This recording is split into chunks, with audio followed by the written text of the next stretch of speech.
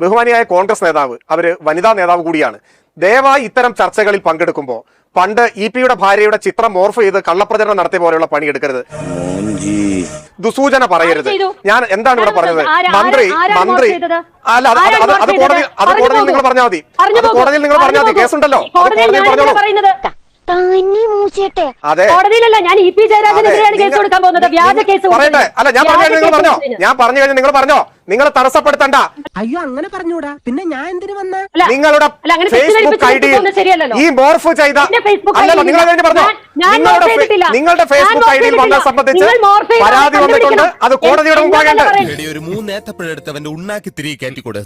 അത് കോടതിയുടെ മുമ്പാകെ ഉണ്ട്, അത് കോടതിയുടെ മുമ്പാകെ ഉണ്ടത്. അത് നിങ്ങളുടെ ഐഡിയ ഞാൻ കാണിച്ചു തരാം. ഇപ്പൊ ഈ ക്യാമറ സൂം ചെയ്ത് കഴിഞ്ഞാൽ ഞാനിപ്പോ അത് കാണിച്ചു തരാം.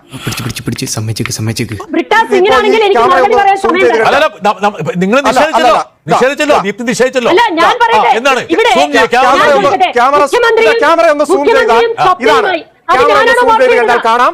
ഇത് വടി കൊടുത്ത് അടി വാങ്ങുന്ന പരിപാടിയാണല്ലോ ബാബു. കോടതിയുടെ മുമ്പാകെ ഉള്ളതാണ്, കോടതിയുടെ മുമ്പാകെ ഉള്ളതാണ്, അത് കോടതിയിലെ സമാധാനം പറയട്ടെ.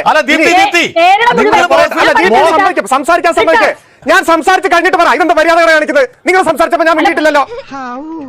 നീ നമ്മുടെ തറവാടിന്റെ പാരമ്പര്യം കാത്തു. ഞാൻ നിശബ്ദനായിരുന്നില്ലേ? നിങ്ങൾ മറുപടി പറഞ്ഞോളൂ. ഞാൻ പറഞ്ഞ അവസാനിപ്പിക്കട്ടെ.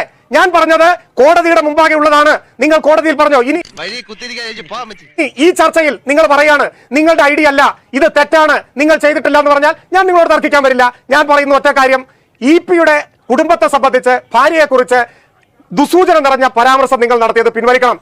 അല്ലെങ്കിൽ ബുദ്ധി പറഞ്ഞു കൊടുക്കാൻ അവൻ ആരെങ്കിലും വേണ്ടേ? അല്ല, ഷെയർ ചെയ്തില്ല എന്നല്ല